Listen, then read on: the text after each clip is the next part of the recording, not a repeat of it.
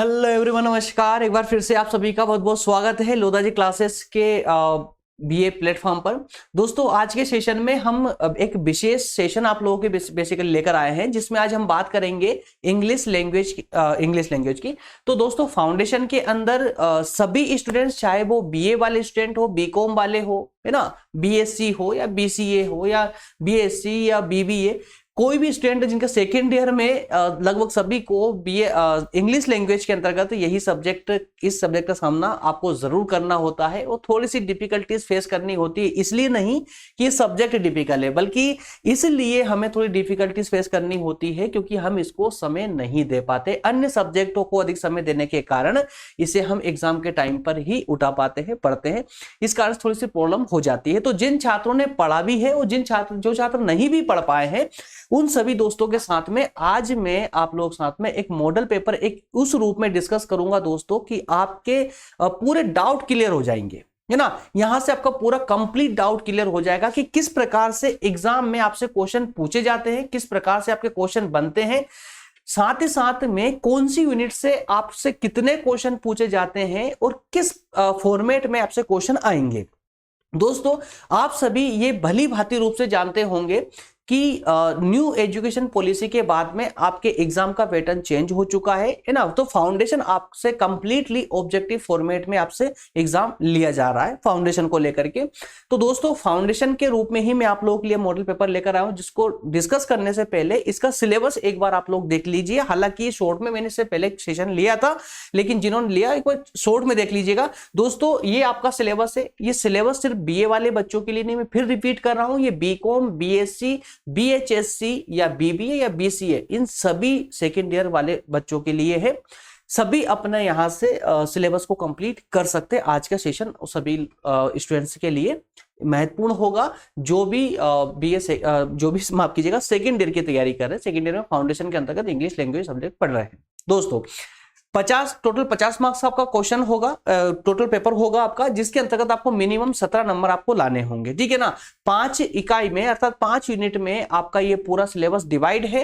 First unit में आप देख सकते हैं दोस्तों, 5 पोइम यहां पर दी गई है। सिर्फ इतना याद रखिएगा, 5 पोइम आपको फर्स्ट यूनिट में दी गई है और इन पोइम्स को आपको बार बार रिपीट करना है, बार बार पढ़ना है। कम से कम 4 से 5 बार इन पोइम को सेपरेटली पढ़ेंगे, चाहे आपको इंग्लिश आती हो या ना आती हो, कितना भी आपको ज्ञान हो इंग्लिश को करके, कितनी भी रुचि हो या ना हो, तब भी आपको कम से कम 4 से 5 बार सभी पॉइंट्स को पढ़ के जाना है, ठीक है ना। इसके बाद दोस्तों, सेकंड यूनिट की अगर बात करें तो सेकंड यूनिट में अनसीन पैसेज दी जाती है, जहां से आपसे 5 प्रश्न वाले पूछे जाएंगे। थर्ड यूनिट की बात करें दोस्तों, थर्ड यूनिट में कुछ टर्मिनोलॉजी आती है, जिसमें जो है दोस्तों कुछ पैरेसेस वगैरह, आइडम्स वगैरह, है ना, और इनअप्रोप्रिएट जो है टर्म्स या वर्ड्स वगैरह आते हैं, है ना, करेक्ट करने के लिए एरर्स वगैरह आते हैं, तो कंजक्शन वगैरह ये सब इस थर्ड यूनिट में पूछे जाते हैं, जहां पर लैंग्वेज स्किल आपकी चेक की जाती है कि आपकी जो है लैंग्वेज स्किल किस प्रकार की है। तो इसको लेकर के दोस्तों आपके लगभग 15 प्रश्न आपके इस सेशन से अर्थात कि थर्ड यूनिट से पूछे जाते हैं। आगे और डिटेल में बताने वाला हूं। फोर्थ यूनिट को देख लीजिए दोस्तों। फोर्थ यूनिट में नोटिस और लेटर राइटिंग करने के लिए क्लियर है। इसके बाद में फिफ्थ यूनिट से स्पीच स्किल्स, ठीक है।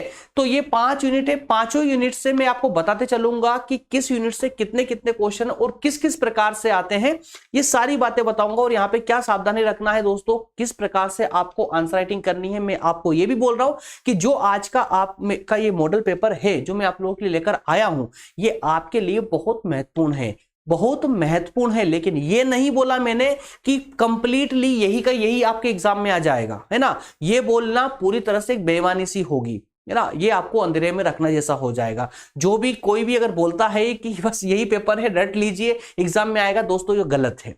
मैं स्पष्ट बोल रहा हूं, मैं ये नहीं कहूंगा कि यही पेपर आपके एग्जाम में देखने को मिलने वाला, लेकिन हाँ मोस्ट इंपॉर्टेंट क्वेश्चन है जो कि बार बार रिपीट होते हैं, एग्जाम में आ सकते हैं। और हमारी सत्यता आप जो है चेक कर सकते हैं। जो अन्य सब्जेक्ट हम पढ़ाते हैं, पॉलिटी, इकोनॉमी, हिस्ट्री, इनके जो मॉडल पेपर हमने आपको प्रोवाइड किए थे, लगभग सभी क्वेश्चन बैठते हैं आपके एग्जाम में।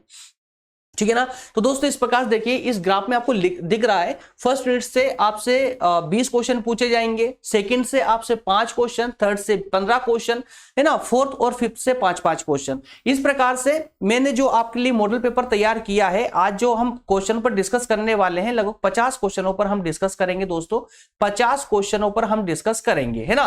क्योंकि देखिए 20 क्वेश्चन फर्स्ट यूनिट से, 5 सेकंड से, 15, 5, कुल मिलाकर के 50 क्वेश्चन दोस्तों आपके यहां हो जाते हैं। 50 ही क्वेश्चनों पर हम डिस्कस करने वाले हैं कि कौन सा क्वेश्चन किस किस प्रकार से आपसे पूछा जाता है। इससे आपकी एक यूनिट कंप्लीट होगी, ठीक है ना। तो फर्स्ट से लेकर 20 तक के क्वेश्चन जो होंगे वो फर्स्ट यूनिट से लिए गए हैं मॉडल पेपर में। इसके बाद में 21 से 25 तक अर्थात 5 क्वेश्चन आपके सेकेंड यूनिट से। इसी प्रकार से इस क्रम को आप अच्छे से समझ सकते हैं। आगे बढ़ते हैं दोस्तों, अब डायरेक्टली हम बात करेंगे कि फर्स्ट यूनिट में जो मैंने आपको बोला था कि 5 जो पोइम दी गई है, उस पोइम्स को आपको बेहतर तरीके से पढ़ना है। जैसे ही आप उस पोइम्स को पढ़ेंगे तो आप जो दोस्तों इन 20 क्वेश्चनों का आंसर आसानी से लगा पाएंगे, कोई प्रॉब्लम नहीं आने वाली। वो आसानी क्यों? बहुत सारे स्टूडेंट ऐसे हैं जिनको इंग्लिश नहीं आती है ना, पढ़ना आता है लेकिन एक्चुअल में उसको ट्रांसलेट करना नहीं आता, उसको समझना नहीं आता। चलेगा, कोई प्रॉब्लम नहीं है। जिस तरह से आपने 10th पास की है जनरल इंग्लिश में, जैसे आपने 12th पास की, जैसे फर्स्ट ईयर भी पास करके आए हो, वैसे सेकेंड ईयर भी कर लोगे, लेकिन सेकेंड ईयर और बेहतर तरीके से करोगे। कैसे करना है मैं बताता हूं आपको। देखिए 5 पोइम्स जो है बार बार रिपीट करके पढ़ना है आप लोगों को। आपने पोइम्स पढ़ ली ना, तो पोइम्स के जो वर्ड्स है वो आपके मस्तिष्क में घूमते रहेंगे, ठीक है। अब उन शब्दों से रिलेटेड जब भी कोई शब्द आएगा आपके आंसर में, आपके पास 4 ऑप्शन होंगे। 4 ऑप्शन में से एक ऑप्शन ऐसा जरूर होगा जो उसके इर्द गिर्द घूम रहा होगा, है ना। बाकी के 3 ऑप्शन उससे बिल्कुल भी रिलेवेंट ही नहीं होंगे, कोई बिल्कुल उससे कोई संबंध ही नहीं होगा 3 ऑप्शन को। जैसे देखिए दोस्तों, फर्स्ट क्वेश्चन क्या है कि जो फ्लावर है, एक फ्लावर है जिसका नाम है दोस्तों, एक फ्लावर है डेफोडिल्स, है ना, डेफोडिल्स फ्लावर है। तो ये फ्लावर कहां पर है, ये फ्लावर कहां पर था? जो कभी देखता है कि कभी जो है इस प्रकार डेफोडिल्स फ्लावर्स को देखता, ये कहां पर देखा उसने? क्या उसने फॉरेस्ट के पीछे देखा, बिहाइंड द फॉरेस्ट, जंगल देखा, नदी के साइड में देखा, या फिर लेक अर्थात तालाब के साइड में देखा, है ना। तो देखिए अब ये तालाब आ चुका है ना, पूरी पोइम में तालाब का कई जगह जिक्र किया गया है, फॉरेस्ट और रिवर का कोई जिक्र नहीं है। तो पकड़ा गया, आपसे एक शब्द पकड़ा गया, यहां से आप आंसर टिक राइट कर सकते हो। और इसीलिए मैंने लास्ट में जब हमने एनालाइज किया था दोस्तों इसका सिलेबस, इससे जस्ट पहले वाले सेशन में, तो मैंने आपको बताया था वहां पर कि 20 क्वेश्चन में से 10 क्वेश्चन 100% आप करेक्ट मारोगे, 100% करेक्ट मारोगे, जैसा बता रहा हूं वैसा करके चलोगे। तो चलिए अगला क्वेश्चन देखते दोस्तों, ना इसका आंसर क्या, सी करेक्ट हो जाएगा। अगला क्वेश्चन देखते हैं। अगला क्वेश्चन है, I wandered lonely as a cloud is a line taken from the poem. तो इसमें कहा पूछा गया है दोस्तों कि जो पोइम है, जो अब आप हर एक को डिस्कस करेंगे तो टाइम बहुत लंबा हो जाएगा। देखिए इसमें जो पूछा गया है कि जो पूरी पोइम में जो डिस्कस किया गया है, इन चारों शब्दों में से कौन सा शब्द है दोस्तों? इजी है, डेफोडिल्स, ठीक है ना। देखिए क्या ईको की बात हुई किसी पोइम में? बिल्कुल भी नहीं हुई है ना। इसके बाद सोल्जर की बात हुई है, इफ कुछ भी नहीं, डायरेक्ट डेफोडिल्स आ गया ना, तो आपको डायरेक्ट मस्तिष्क फट से कैचअप कर लेगा कि यार ये तो पोइम में पढ़ के आया हूं, है ना। इसका आंसर भी क्या, सी करेक्ट हो जाएगा, माफ कीजिएगा बी करेक्ट हो जाएगा, ठीक है, डेफोडिल्स वाला। चलिए अगला क्वेश्चन है ना, Wordsworth saw a host of daffodils beside the क्या, लेक, बी करेक्ट ना, लेक, ऑप्शन बी करेक्ट हो जाएगा। रिवर, सी, हिल्स, ठीक है। यहां पर दोस्तों देखिए आंसर, क्वेश्चन आंसर तो आपको मिल रहे हैं पीडीएफ फॉर्मेट, पीडीएफ भी मैं आपको प्रोवाइड कर दूंगा, रिवीजन लगाते रहिएगा। इसको समझाने का जो मेरा एक उद्देश्य है ना, उसको समझिए, उस चीज को पकड़िए। अगर वो की पकड़ा गई ना आपसे, जो मैं समझाना चाहता हूं, तो समझ लीजिएगा कि इसको रिवीजन लगाने की भी जरूरत नहीं है आपको। सिंपल सा फंडा है, पोइम पढ़िए, पोइम 4-5 बार जब आप पढ़ेंगे तो एक एक चीज आपको यह समझ आ जाएगी कि इस पोइम के अंदर कौन कौन से शब्दों का उल्लेख किया गया है, कौन कौन से शब्दों का इस्तेमाल किया गया है। वो शब्द जब आप ऑप्शन में देखेंगे तो फट से राइट मारोगे उस पर, ठीक है ना। अब देखिए थर्ड वाला ऑप्शन, थर्ड वाला जो क्वेश्चन है दोस्तों, थर्ड वाला जो क्वेश्चन है, इसमें क्या कहा गया था? इसमें क्या कहा गया था कि जो डेफोडिल्स नाम का जो फ्लावर है, Wordsworth saw a host of daffodils beside the, तो इसको कहां पर देखा गया था? क्या रिवर में, लेक में, सी में, समुद्र में, या पहाड़ियों पर? कहां पर? तो लेक में, तालाब के पास में, है ना, तालाब के इर्द गिर्द, अराउंडिंग, है ना, तो तालाब के आसपास इनको इस फ्लावर को देखा गया था। ठीक है, चलिए देख कितने क्वेश्चन हो गए फर्स्ट यूनिट से दोस्तों। फर्स्ट यूनिट की फर्स्ट पोइम से 3 क्वेश्चन हो चुके हैं। आगे बढ़ते हैं, नेक्स्ट क्वेश्चन लेते हैं। Who wandered like a lonely cloud, lonely cloud, option B. अब यहां पर आपको कंफ्यूज करेगा क्वेश्चन, कैसे, अब जरा इसको भी समझते हुए चले। अब ये छोटी सी कंफ्यूजन आपको देगा और उन स्टूडेंट को ये कंफ्यूज करेगा जिनको इंग्लिश बिल्कुल भी नहीं आती है।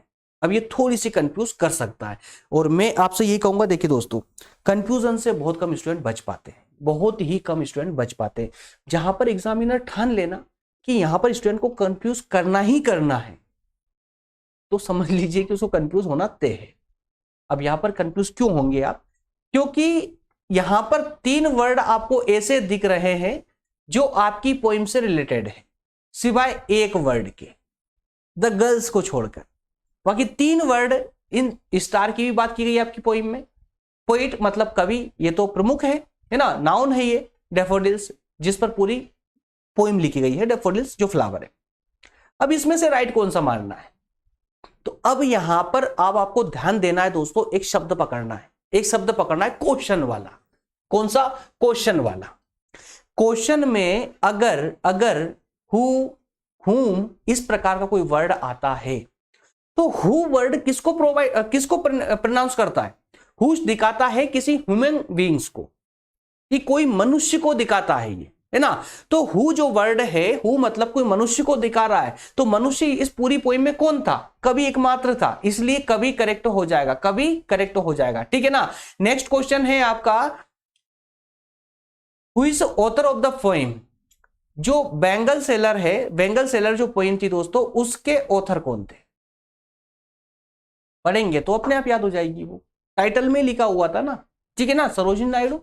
ठीक है, बेंगल सेलर्स पोइम के लेखक कौन थे, तो कौन थे दोस्तों, सरोजिनी नायडू। नेक्स्ट क्वेश्चन है, अब डिस्कस क्या लग रहा दोस्तों, 20 क्वेश्चन में आपको डिस्कस करने की आवश्यकता लग रही है आपको। अब मेरे ख्याल से नहीं, जो मैं आपको ट्रिक बता रहा था ना, कि आपको ये 20 क्वेश्चन करना कैसे ट्रिक को पकड़ना है, वो अब मेरे ख्याल से आप समझ चुके होंगे। ठीक है ना। अब थोड़ा सा स्पीड से बढ़ेंगे, नहीं तो ये मॉडल पेपर बहुत लंबा पहुंच जाएगा, बहुत ही लंबा पहुंच जाएगा, क्योंकि पूरी इंग्लिश की कहानी इसी के अंदर खत्म हो जाएगी, याद रखिएगा, है ना। चलिए नेक्स्ट क्वेश्चन है दोस्तों, इसमें पर्पल और gold flagged grey are associated with which face in the women's life. तो इसका ऑप्शन दोस्तों बी करेक्ट हो जाएगा, मिडल एज वुमन, है ना, मिडल एज वुमन। ये पोइम जब पढ़ेंगे, जैसा मैंने आपको बताया 4-5 बार पोइमों को, 5 पोइम को पढ़ लीजिएगा, अपने आप आपके आंसर मिलने लगेंगे। इसका ऑप्शन यही क्यों, ये क्यों नहीं, ये सारी चीजें आपको मिल जाएगी। ठीक है। नेक्स्ट क्वेश्चन है, ringing sound of a bell is called this. Option A tinkling, option B banging, या हॉलिंग, या जिंगलिंग। उसका ऑप्शन ए करेक्ट हो जाएगा, ऑप्शन ए करेक्ट हो जाएगा। एक्चुअल में सारी पोइम मैं भी पढ़ के नहीं आया हूं आप लोगों के लिए ना, याद रखिएगा, मैंने भी आपकी 5 पोइम नहीं पढ़ी है। बस मैं कोशिश कर रहा हूं कि जो इसके इंपॉर्टेंट क्वेश्चन थे उसको लाने में ही इतना टाइम लगेगा। आपकी पोइम जो 5 पोइम थी आपके पार्ट्स की, वो पढ़ने का मुझे टाइम ही नहीं मिला, है ना। बाकी जो इंपॉर्टेंट क्वेश्चन थे, कि जहां से जो क्षेत्र पार्ट्स का कवर हो सकता था, वो सभी पार्ट्स मैंने कवर करने का प्रयास किया है इसी के अंतर्गत। ठीक है ना। तो इस प्रकार दोस्तों कुछ क्वेश्चन, 50 क्वेश्चन सभी यूनिट से, ठीक है ना, लेकर यहां पर आया हूं, तो वो सभी के सभी लगभग इंपॉर्टेंट ही है। नेक्स्ट क्वेश्चन है, what does limpid refers to, clear, transparent, dusty and dirty.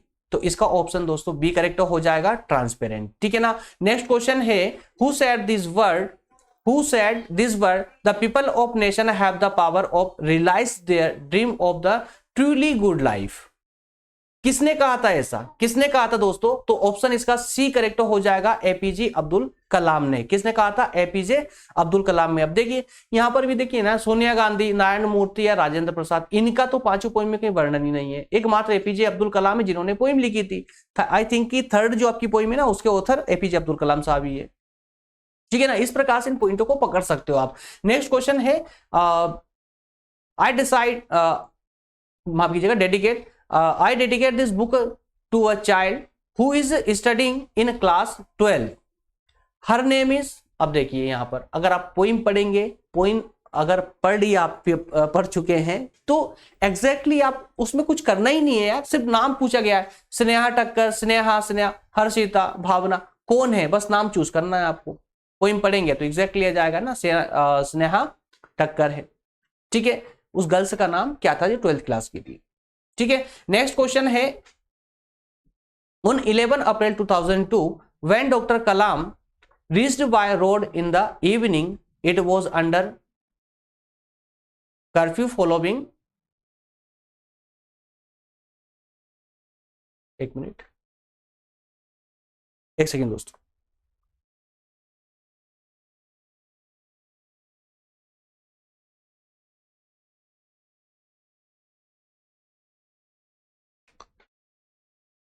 Okay sorry. आइए क्वेश्चन को फिर से रीड करते हैं। 11 अप्रैल 2002 को जब कलाम साहब शाम के टाइम रोड पर पहुंचे, या पीछे जैसे ही पढ़ते हैं, on 11 April 2002 when Dr. Kalam reached by the road in the evening it was under curfew following communal disturbances। तो ये कहां की घटना थी? ऑप्शन इसका दोस्तों बी करेक्ट हो जाएगा, अगर पोइम पढ़ी है तो एग्जैक्टली आपका आंसर बन पाएगा, है ना, आनंद की। नेक्स्ट क्वेश्चन है, high school while taking to the students at the question come up who is our enemy।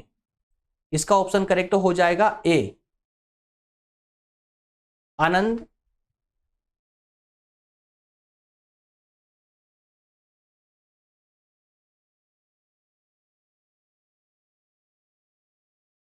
इसमें कुछ कंफ्यूजन लग रही है मुझे।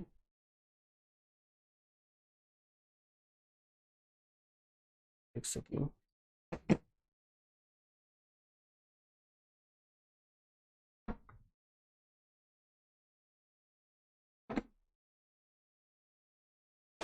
फ्रेंड्स ये 11 नंबर का क्वेश्चन मैं हटा रहा हूं, यहां से 11 नंबर का क्वेश्चन मैं हटा रहा हूं, 12 नंबर का माफ कीजिएगा, 12 नंबर का क्वेश्चन मैं भी हटा रहा हूं, इसको होल्ड कर रहा हूं, है ना, बता दूंगा मैं इसको, पीडीएफ में ठीक करवा दूंगा।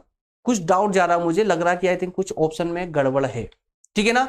चलिए देखा, जहां डाउट लगेगा ना उसको मैं हटा दूंगा बीच में से, याद रखिएगा, क्योंकि एग्जैक्टली ये करेक्ट ऑप्शन जो थे ना, ऑप्शन मुझे करेक्ट नहीं लग रहे थे वहां से। चलिए नेक्स्ट क्वेश्चन लेते हैं दोस्तों, फटाफट, टाइम ज्यादा हो रहा है, ऐसा ना हो कि दो पार्ट में इसको लेके आना पड़े।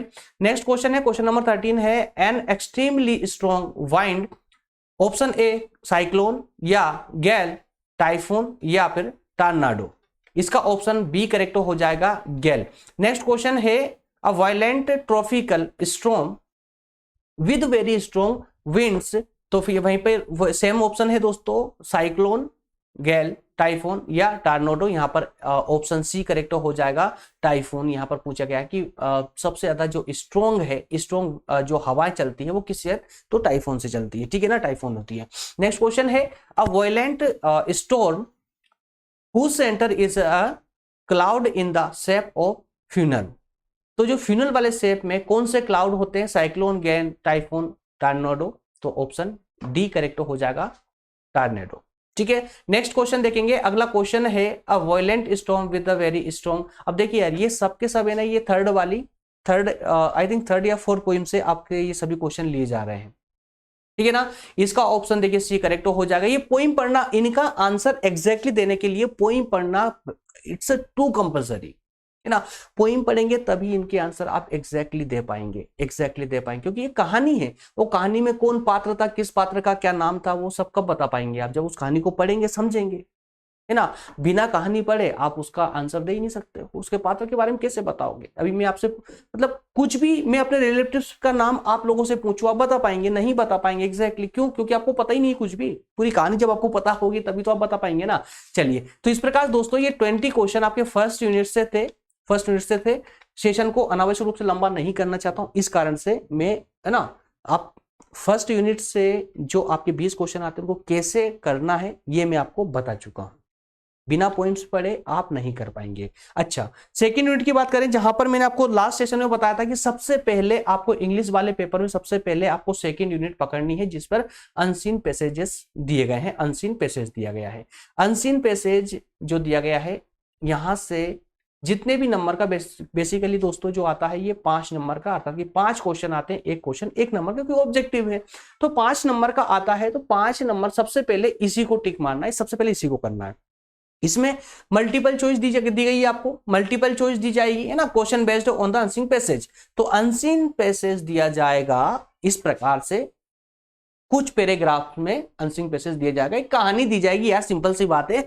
एग्जाम में भी इसको करने से पहले आप 2 से 3 बार इस पैसेज को पूरा पढ़ेंगे, पूरे डिटेल में अच्छे से पढ़िए, बिल्कुल शांत होकर के, क्योंकि इंग्लिश वाले पेपर में आपके पास सफिशिएंट टाइम रहता है।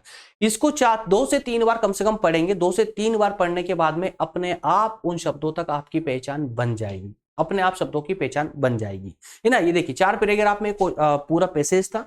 अब इसको लेकर के 5 क्वेश्चन आपसे देखिए यहाँ पर लिखा गया है कि based on your understanding of the passage any answer any 8 of the 10। 10 में से आपको 8 क्वेश्चन यहां पर करने हैं, ठीक है ना। चलिए, क्वेश्चन फर्स्ट है, मतलब 21 इसका फर्स्ट क्वेश्चन है। पूछा गया है कि what is the reason of man worship to the forces of nature. तो जो लोग जो है अगर हम बात करें कि प्रकृति की पूजा क्यों करते हैं, क्या रीजन है उसका पूजा करने का, इस पैसेज के अकॉर्डिंग। ऐसा नहीं है कि अब आप जो है अपनी संस्कृति को लेकर आ जाए, या आपने जो अभी तक पढ़ा हुआ है कि लोग प्रकृति की पूजा क्यों करते हैं तो उस सबको ढूंढने लगे, वो नहीं है। बल्कि इस पैसेज में जो दिया गया है, उस पैसेज के अनुसार अगर आप करेंगे तो आपका आंसर करेक्ट होगा, ठीक है ना। तो यहां पर दोस्तों 4 ऑप्शन आपके सामने दिए गए हैं। चारों ऑप्शन में से पैसेज को पूरा पढ़ेंगे, अपने आप आपका वो वर्ड पकड़ा जाएगा, जैसा मैंने आपको फर्स्ट यूनिट के अंदर बताया था। तो पैसेज में भी वही कहानी होती है, और जो कहानी आप 10th क्लास से रिपीट करते आ रहे हैं ना पैसेज में, एज इट इज वो का वही है। बस फर्क इतना था कि पहले क्वेश्चन आता था तो पैसेज में से जो वर्ड आपके मैच होते थे, उस वाले पूरे पैराग्राफ को उठा करके यहाँ आंसर में डाल दिया करते थे। लेकिन अब आपको टिक मारना है 4 ऑप्शन में से, ठीक है ना। तो इस 4 ऑप्शन में से यहाँ पर दिया गया है कि क्यों, रीजन क्या है, उसका रीजन बताया गया है। देखिए, spirituals advocate of the worship of forces the nature, Holi spirituals पवित्र आत्मा, है ना। इसके अलावा ये 4 ऑप्शन यहां पर दिए गए, इसमें से ऑप्शन जो बी है ये करेक्ट, ज्यादा रिलेवेंट लग रहा है। क्यों लग रहा है, देखिए, क्योंकि इसमें मैं वापस से पलटता हूं, उस वाले पेज पे चलते हैं, फर्स्ट वाले पे। इसको मैंने देखिए अंडरलाइन भी कर रखा है, अंडरलाइन भी किया हुआ है। क्या लिखा हुआ है, elevate and liberate the human spirit and mind. अब इसी शब्द को एग्जैक्टली बी सेशन में मैच हो रहा है। ये आप लोगों के लिए जिनको इंग्लिश बिल्कुल भी समझ नहीं आती है ना, इंग्लिश का मतलब अर्थ नहीं निकाल पाने में थोड़ी प्रॉब्लम आती है, उन स्टूडेंट्स के लिए। तो आप वहां पर सिर्फ उस पैराग्राफ के शब्दों को पकड़ेंगे, शब्दों को मैच करेंगे, मैच करके उसको कर ले जाएंगे, इजीली हो जाएगा। क्लियर है। आइए नेक्स्ट में है इसी प्रकार से दोस्तों, ये 5 क्वेश्चन आपको यहां पर दिए गए हैं, 5 क्वेश्चन यहां दिए गए हैं। सभी को डिस्कस करने में टाइम बहुत ज्यादा लंबा जा रहा है, आधे घंटा समथिंग होने वाला है सेशन को ना। मैं अनावश्यक रूप से नहीं खींचना चाहता इसको ज्यादा। तो ये देखिए, सेकंड यूनिट में 5 क्वेश्चन थे, मैंने जैसा बताया उस तरीके से करेंगे, इजीली हो जाएगा। ऑप्शन दिए गए हैं, पीडीएफ आप जो है डिस्क्रिप्शन से डाउनलोड कर लेंगे, वहां से आप इसका रिवीजन लगा सकते हैं, डोंट वरी, है ना। क्योंकि बिना मतलब के टाइम लेने से भी कोई मतलब नहीं है आप लोगों का। एग्जाम का टाइम चल रहा है आप लोगों का, जितना कम से कम समय लिया जाए वो बेहतर है। आइए थोड़ा सा थर्ड यूनिट के बारे में दोस्तों देख लेंगे आप लोग। थर्ड यूनिट आपका एक लॉन्ग पार्ट है। थर्ड यूनिट आपके सिलेबस का एक लॉन्ग पार्ट है, जिसमें आपसे 15 क्वेश्चन पूछे जाते हैं, एक नंबर के। मतलब ये कि दोस्तों आपके सामने एक बहुत बड़ी अपॉर्चुनिटी होती है ये थर्ड यूनिट के रूप में। थर्ड यूनिट में कोई एक, जैसे कि अब देखिए फर्स्ट यूनिट में क्या था, पोइम्स थी, पोइम्स रिलेटेड ही क्वेश्चन आएंगे। सेकेंड यूनिट में क्या था, अनसीन पैसेज थी, उससे रिलेटेड क्वेश्चन ही आएंगे। लेकिन थर्ड यूनिट में कोई ऐसा एक पार्ट नहीं है जहां से आपके क्वेश्चन आएंगे, कई प्रकार के कई टर्मिनोलॉजी है। जैसे कि देखिए, यूज ऑफ एडम्स है ना, phrases, punctuations, misspelt, inappropriate words और cloze test, conjunction, reorganising jumbled sentence, spotting, errors. अब इसमें से कुछ टर्म ऐसी है जो आप 10th क्लास से ही कंटिन्यू पढ़ते आए, कंटिन्यू, और जिसकी बेसिक अंडरस्टैंडिंग आपको अब तक अच्छे से हो चुकी है, लेकिन आपको नहीं पता। वो जब आप इसका रिवीजन लगाएंगे अपने आप समझ आने लगेगा, ये अपने आप समझ आने लगेगा, है ना। तो देखिए फर्स्ट क्वेश्चन क्या है, line share means look angry, major share, minor share, hurt of period. अब मेजर शेयर ऑप्शन बी इसका करेक्ट हो जाएगा। अब यहां पर करना क्या है, लाइंस करना क्या है, इसमें आपको शब्दों को पकड़ना है, शब्दों की पहचान आपको यहां करनी है। हालांकि मानता हूं कि सबको करना थोड़ी सी प्रॉब्लम आ जाएगी, मुश्किल है ना, लेकिन दोस्तों जो बुक में आपको एक पैरा दिया होता है ना, जो भी आपकी सीरीज है या बुक है, उसके स्टार्टिंग में एक पैरा दिया होता है, उसको अच्छे से पढ़ेंगे, इजीली वो समझ आएगा। नहीं भी समझ आए तो देखिए इतने सारे ऑप्शन है आपके पास में, बहुत सारे ऑप्शन है आपके पास में, अगर एक दो गलत भी हो जाएगा ना चलेगा, कोई दिक्कत नहीं है। 15 में से 7 से 8 नंबर, मतलब 7 से 8 क्वेश्चन करेक्ट होना 100% पूरी संभावना रहती है, हो ही जाते हैं, है ना। अब देखिए इसमें लिखा गया दोस्तों मिड स्पेल्ट वर्ड को लेकर के, और यहां पर ये क्वेश्चन है आपका, है ना, मिड स्पेल्ट वर्ड इसमें से निकालना कौन सा है, ठीक है। नेक्स्ट क्वेश्चन में दिया गया करेक्ट ऑर्डर। अब इसको जो सेंटेंस दिए, 4 ऑप्शन में 4 सेंटेंस है, सेंटेंस में से करेक्ट कौन सा है उसको आपको दिखाना है, करेक्ट कौन सा है ना। तो यहां पर देखिए ऑप्शन सी को डायरेक्ट सी पर बोलते हैं, we must obey the rules of the road. अब ये बाकी के 3 सेंटेंस गलत है, क्यों गलत है, किस प्रकार से इनका इस्तेमाल हुआ है वो जरा देख लीजिएगा, किस ऑर्डर में इसका इस्तेमाल हुआ है ना। अब जिनको थोड़ी बहुत भी सेंटेंस को लेकर के समझ होगी ना, वो इसको कर ले जाएगा, कोई प्रॉब्लम नहीं आएगी, क्योंकि इसमें नाउन्स भी है, वर्ब भी है ना, एडजेक्टिव है, इनको एक फॉर्मेट में जमाना है, एक क्रम देना है। तो जो क्रम में जिसको सेंटेंस की थोड़ी बहुत समझ होगी वो इसे क्रम दे देगा, इजीली दे देगा।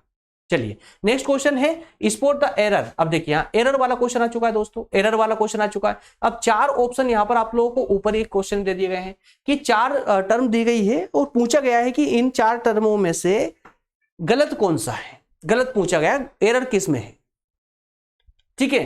तो ये फर्स्ट वाले में ही एरर है, वन ऑफ माई फ्रेंड। अब देखिए यहाँ पर एक कितना सिंपल सा एरर दिया उन लोगों ने कि वन ऑफ माई फ्रेंड। अब यह फ्रेंड दिया गया, अगर ये फ्रेंड्स होना चाहिए था, ये फ्रेंड्स होना चाहिए था कि बहुत सारे दोस्तों में से एक दोस्त, है ना, बहुत सारे दोस्तों में से एक दोस्त, ठीक है ना। चलिए नेक्स्ट क्वेश्चन देखिए, 30 क्वेश्चन तीसरा भी उसी प्रकार का है, पढ़ेंगे आप लोग ये फॉलोइंग, इस सेंटेंस को लेकर के, इस सेंटेंस कंजंक्शन को लेकर, कंजंक्शन का इस्तेमाल यहां पर किया गया है, उसको पहचान करना है, ठीक है। कंजंक्शन कौन सा है, आपस में जोड़ने वाला, ठीक है, सी एंड, है ना। अरे यार चलिए 20 क्वेश्चन दोस्तों अभी और डिस्कस करने हैं, तो मैं थोड़ा सा स्पीड से आगे बढ़ रहा हूं इसमें, इसको आप लोग पढ़ लेंगे, रिवीजन करेंगे, हो जाएगा इजीली। अब आते हैं हम 4th यूनिट पर। 4th यूनिट में दोस्तों आपसे जो है लेटर को लेकर के होगा, है ना, नोटिस और लेटर राइटिंग को लेकर के आपसे यहाँ पर क्वेश्चन पूछे जाएंगे, 5 क्वेश्चन विशेष रूप से आएंगे।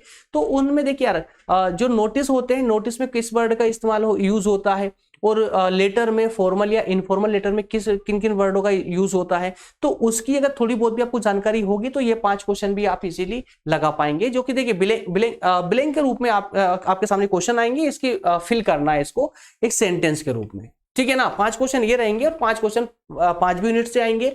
तो ये 5वीं यूनिट के लिए मैं विशेष करके उन स्टूडेंटों को बोलूंगा जिनको बहुत अच्छी समझ नहीं है इंग्लिश में, तो वो ज्यादा लोड ना ले इसमें, है ना। लेकिन जिनको थोड़ी सी अच्छी समझ है 5 स्पीच स्किल्स की, है ना, वोवल, कंसोनेंट साउंड, तो ये जो वर्ड है ये किस प्रकार से, कौन सा वर्ड कैसा साउंड निकालता है, अगर इसकी थोड़ी बहुत पहचान है, आपको थोड़ी समझ है, कोई प्रॉब्लम नहीं आएगी, हो जाएगा। ये 5 क्वेश्चन यहां से पूछे जाते हैं।